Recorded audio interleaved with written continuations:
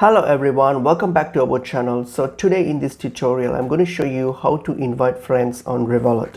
So let's get into the video. Firstly, open up your Revolut application and log into your account. So I'm just logging into mine. Okay, so once you have logged into your account, so what are you going to do if you want to invite someone? So all you have to do here is click on your top left profile here. Just click on it. So once you click on it, underneath your name here, you will see an option called Invite Friends. Simply hit on Invite Friends. So now what you have to do is you go to invite your friends. So in order to do that, there's an option called Invite Friends below down here. So click on Invite Friends. Okay, and then you can let Revolut access your contacts if you want to. You can enable the permission here, or else what you can do, you can simply click on Share Link.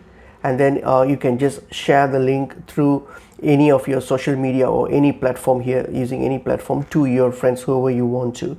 So in that way you can share the invite link to them. So once they receive the link, all they have to do is they just have to click on your invite link and then join Revolut, and you can get your rewards once they join and fulfill the criteria. So that's pretty much it is. So hope this video is helpful to you all. I'll see you all in another video. Thank you.